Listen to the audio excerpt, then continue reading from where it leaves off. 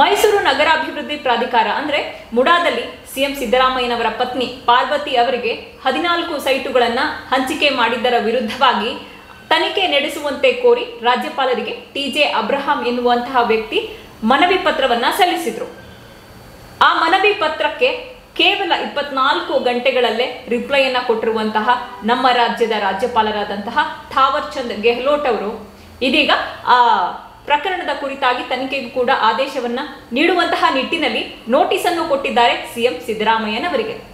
ಇನ್ನು ರಾಜ್ಯಪಾಲರು ಕೊಟ್ಟಂತಹ ಈ ನೋಟಿಸ್ ಅನ್ನು ಹಿಡಿದುಕೊಂಡು ಇದೀಗ ಪ್ರತಿಪಕ್ಷವಾದಂತಹ ಬಿಜೆಪಿ ಹಾಗೆ ಬಿಜೆಪಿಯ ಮಿತ್ರ ಪಕ್ಷವಾದಂತಹ ಜೆಡಿಎಸ್ ಸಿಎಂ ಸಿದ್ದರಾಮಯ್ಯನವರ ರಾಜೀನಾಮೆಗೆ ಆಗ್ರಹವನ್ನ ನಡೆಸ್ತಾರೆ. ಆ ಕುರಿತಾಗಿ ಪಾದಯಾತ್ರೆಯನ್ನು ಕೂಡ ನಡೆಸ್ತಾ ಇದೆ. ಈ ಪಾದಯಾತ್ರೆಗೆ ಮಾಜಿ ಮುಖ್ಯಮಂತ್ರಿ ಹಾಲಿ ಕೇಂದ್ರ ಸಚಿವ ಕುಮಾರಸ್ವಾಮಿ ಅವರು ಬಿಜೆಪಿಯ ರಾಜ್ಯಾಧ್ಯಕ್ಷ ವಿಜಯೇಂದ್ರರವರ ಹೆಗಲಿಗೆ ಹೆಗಲನ್ನ ಕೊಟ್ಟು ಈ ಪಾದಯಾತ್ರೆಯಲ್ಲಿ ಪಾಲ್ಗೊಂಡಿದ್ದಾರೆ.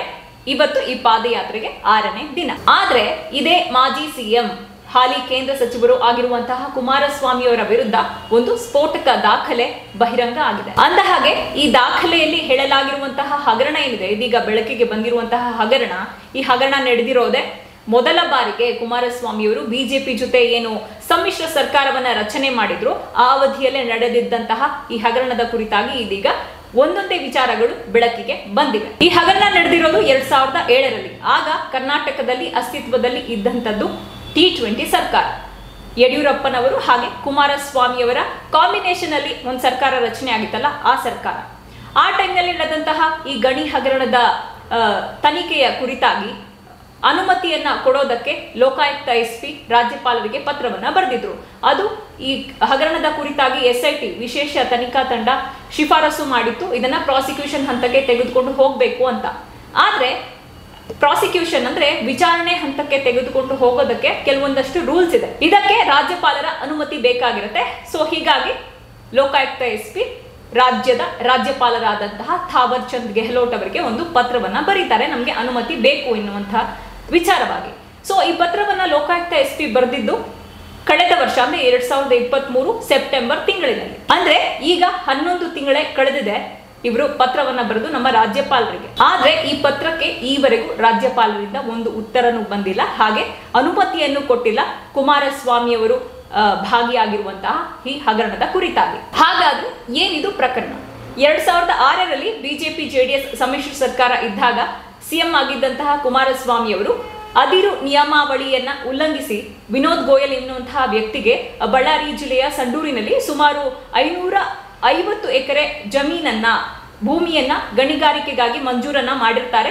ಆ ಪ್ರಕರಣದಲ್ಲಿ ಕುಮಾರಸ್ವಾಮಿ ಅವರು ಇದೀಗ A2 ಆರೋಪಿ, ಅಂದ್ರೆ 2ನೇ ಆರೋಪಿ. ಸುಳ್ಳು ದಾಖಲೆಯನ್ನ ಸೃಷ್ಟಿಸಿ ಸಿಕ್ಕಿಬಿದ್ದಿರುವಂತಹ ಶ್ರೀ ಸಾಯಿ ವೆಂಕಟೇಶ್ವರ ಮಿನರಲ್ಸ್ ನ ಮಾಲೀಕ ಅಂತ ಹೇಳಲಾಗ್ತಾ ಇರುವಂತಹ ಈ ವ್ಯಕ್ತಿ ವಿನೋದ್ ಗೋಯಲ್ ಏನಿದ್ದಾನೆ, ಆತ ಮೊದಲನೇ ಆರೋಪಿ ಈ ಪ್ರಕರಣದಲ್ಲಿ.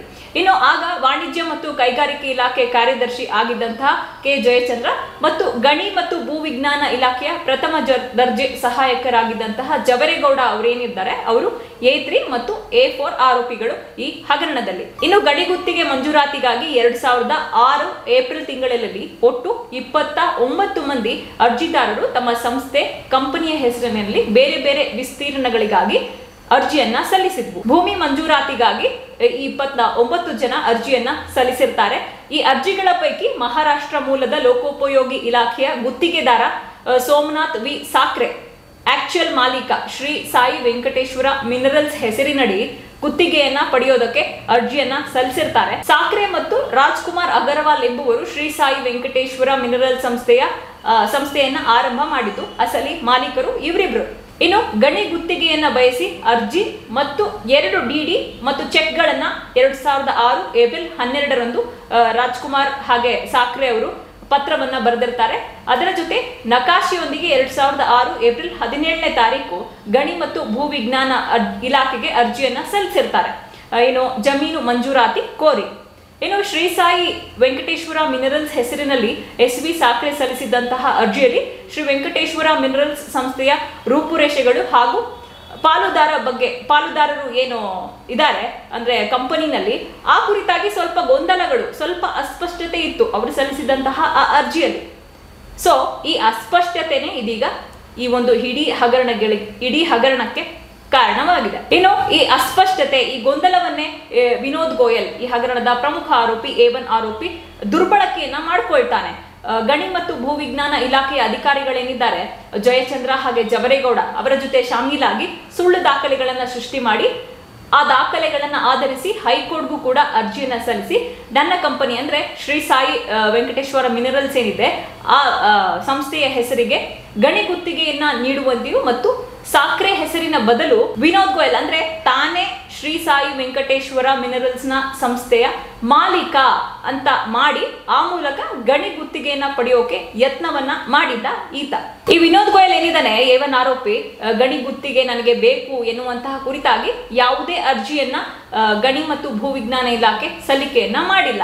ಆದ್ರೂ ಕೂಡ ಅಂದಿನ ಸಿಎಂ ಆಗಿದ್ದಂತಹ ಶ್ರೀ HD ಕುಮಾರಸ್ವಾಮಿ ಅವರೊಂದಿಗೆ ಒಳಸಂಚನ್ನ ಮಾಡ್ತಾನೆ ಈ ಅಕ್ರಮವಾಗಿ ಗಣಿ ಗುತ್ತಿಗೆಯನ್ನ ಪಡೆಯುವಂತಹ ಉದ್ದೇಶದಿಂದ. ಇನ್ನು ವಿನೋದ್ ಗೋಯಲ್ ಅರ್ಜಿಯನ್ನ ಗಣಿ ಇಲಾಖೆಯ ಹೆಚ್ಚುವರಿ ಕಾರ್ಯದರ್ಶಿ ಹಾಗೆ ಸರ್ಕಾರದ ಕಾರ್ಯದರ್ಶಿಗಳು ಕೂಡ ಅದಿರು ರಿಯಾಯಿತಿ ನಿಯಮಾವಳಿ 1960ರ ನಿಯಮದ ಪ್ರಕಾರ ಸಡಿಲಿಕೆಗೆ ಸ್ಪಷ್ಟ ಕಾರಣ ಇರೋದಿಲ್ಲ, ಹೀಗಾಗಿ ಸಡಿಲಿಕೆಗೆ ಪ್ರಸ್ತಾವ ಕಳುಹಿಸದಂತೆ ಕೇಂದ್ರ ಸರ್ಕಾರವು ರಾಜ್ಯ ಸರ್ಕಾರಗಳಿಗೆ ಪತ್ರ ಬರೆದಿದೆ ಅಂತ ನಮೂದಿಸಿ ಕಡತವನ್ನ ಅಂದ್ರೆ ವಿನೋದ್ ಗೋಯಲ್ ಏನು ಸಬ್ಮಿಟ್ ಮಾಡಿರ್ತಾನೆ ಆ ಫೈಲ್ ಅನ್ನ ಆಗಿನ ಸಿಎಂ ಆಗಿದ್ದಂತಹ ಕುಮಾರಸ್ವಾಮಿ ಅವರಿಗೆ ಸಲ್ಲಿಕೆ ಮಾಡಿರ್ತಾರೆ.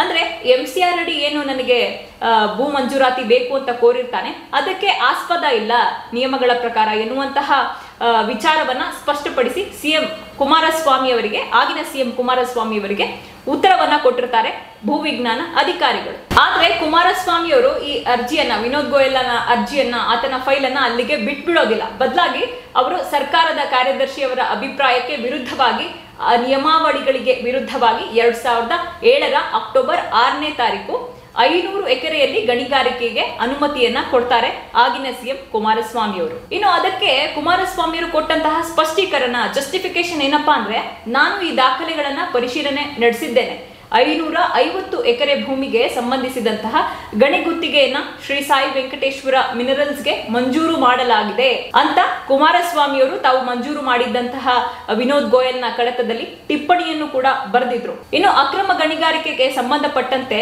ಸುಪ್ರೀಂ ಕೋರ್ಟ್ ಆದೇಶದಂತೆ ಸಿಎಂ ಸಿದ್ದರಾಮಯ್ಯ ಸರ್ಕಾರವು 2014ರ ಜನವರಿ 24ನೇ ತಾರೀಕು ವಿಶೇಷ ತನಿಖಾ ದಳವನ್ನ ರಚನೆ ಮಾಡತ್ತೆ.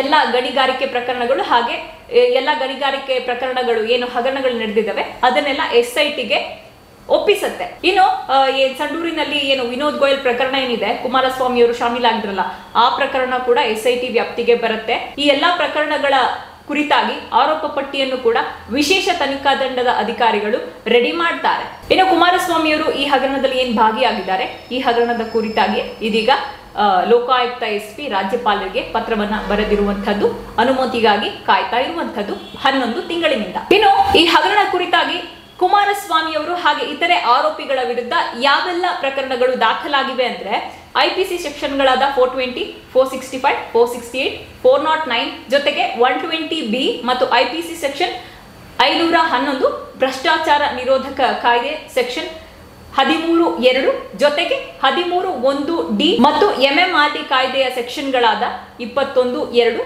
ಮತ್ತು 23ರ ಅಡಿ ಕುಮಾರಸ್ವಾಮಿ ಮತ್ತು ಇತರೆ ಆರೋಪಿಗಳ ವಿರುದ್ಧ ಪ್ರಕರಣ ದಾಖಲಾಗಿತ್ತು. ಇನ್ನು ಕುಮಾರಸ್ವಾಮಿ ಅವರು ಈ ಸ್ಕ್ಯಾಮ್ ನಡೆಸಿರೋ ಕುರಿತಾಗಿ ಕೆಲವೊಂದಷ್ಟು ಇಂಟ್ರೆಸ್ಟಿಂಗ್ ವಿಚಾರಗಳಿವೆ, ಅದನ್ನೆಲ್ಲ ನಿಮ್ಮ ಮುಂದೆ ಇಡ್ತಾ ಹೋಗ್ತೀನಿ. ಕಾನೂನು ಬಾಹಿರವಾಗಿ ಕುಮಾರಸ್ವಾಮಿ ಅವರು ವಿನೋದ್ ಗೋಯಲ್ಗೆ ಏನು ಗಣಿಗಾರಿಕೆಗೆ ಅನುಮತಿಯನ್ನ ಕೊಟ್ಟಿದ್ದು ಅದು ಅಕ್ಟೋಬರ್ 6, 2007ರಲ್ಲಿ.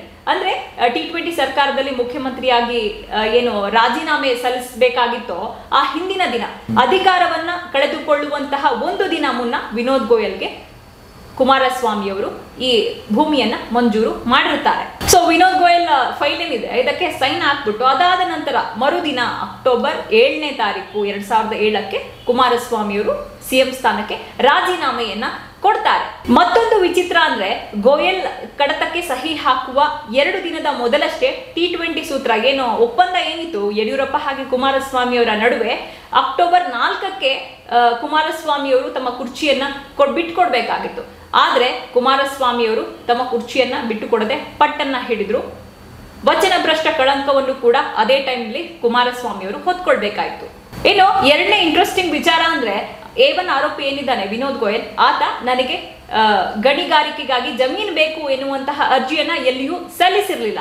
ಆದ್ರೂ ಕೂಡ ಆತನ ಹೆಸರನ್ನ ಮಹಾರಾಷ್ಟ್ರ ಮೂಲದ ಉದ್ಯಮಿಗಳ ಹೆಸರಿನ ಜೊತೆ ಅಂದ್ರೆ ಆ ಕಂಪನಿಯ ದಾಖಲೆಗಳನ್ನ ನಕಲು ಮಾಡಿ ಈತನೇ ಮಾಲೀಕ ಅಂತ ನಕಲಿ ದಾಖಲೆಯನ್ನ ಸೃಷ್ಟಿ ಮಾಡಿ ಹೈಕೋರ್ಟ್ಗೂ ಕೂಡ ಸುಳ್ಳು ದಾಖಲೆಯನ್ನ ಸಲ್ಲಿಕೆ ಮಾಡಿದ್ದ.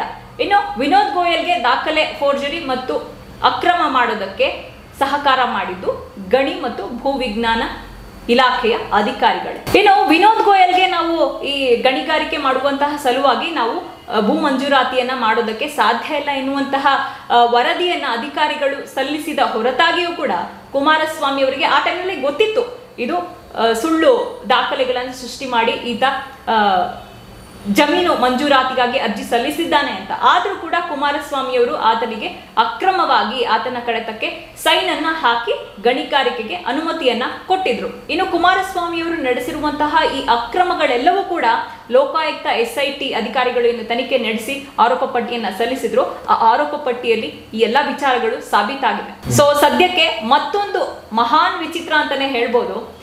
ಯಾವ ಕುಮಾರಸ್ವಾಮಿ ಅವರು ಈ ಹಿಂದೆ ತಾವು CM ಆಗಿದ್ದಂತಹ ಸಂದರ್ಭದಲ್ಲಿ ಗಣಿ ಅಕ್ರಮವನ್ನ ಎಸಗಿದ್ರು, ಅದೇ ಕುಮಾರಸ್ವಾಮಿ ಅವರಿಗೆ ಇದೀಗ ನಮ್ಮ ಪ್ರಧಾನಮಂತ್ರಿಗಳಾದಂತಹ ನರೇಂದ್ರ ಮೋದಿ ಅವರು ನಾ ಖಾವುಂಗ ನಾ ಖಾನೆ ದೂಂಗ ಎನ್ನುವಂತಹ ಘೋಷವಾಕ್ಯವನ್ನ ಎಲ್ಲಿ ಹೋದ್ರು ಎಲ್ಲಿ ಬಂದ್ರು ಕೂಡ ಹೇಳುವಂತಹ ಪ್ರಧಾನಮಂತ್ರಿಯೇ ತಮ್ಮ ಕ್ಯಾಬಿನೆಟ್ ನಲ್ಲಿ ಗಣಿ ಇಲಾಖೆಯನ್ನೇ ಕುಮಾರಸ್ವಾಮಿ ಅವರಿಗೆ ಕೊಟ್ಟಿದ್ದಾರೆ. ಇನ್ನು CM ಸಿದ್ದರಾಮಯ್ಯನವರ ವಿರುದ್ಧ ಯಡಿಯೂರಪ್ಪನವರ ಮಗನ ಜೊತೆ ಸೇರ್ಕೊಂಡು ಹೋರಾಟ ಪಾದಯಾತ್ರೆ ಅಂತೆಲ್ಲ ಮಾಡ್ತಾ ಇರುವಂತಹ ಕುಮಾರಸ್ವಾಮಿ ಅವರು ಇದೀಗ ಖುದ್ದು ಈ ಆರೋಪವನ್ನ ಹೊತ್ಕೊಂಡಿದ್ದಾರೆ. ಈಗ ಕುಮಾರಸ್ವಾಮಿ ಅವರು ಏನ್ ಮಾಡ್ತಾರೆ? ರಾಜೀನಾಮೆ ಕೊಡ್ತಾರಾ? ಇದಕ್ಕೆ ಖುದ್ದು ಕುಮಾರಸ್ವಾಮಿ ಅವರೇ ಉತ್ತರ ಕೊಡ್ಬೇಕು.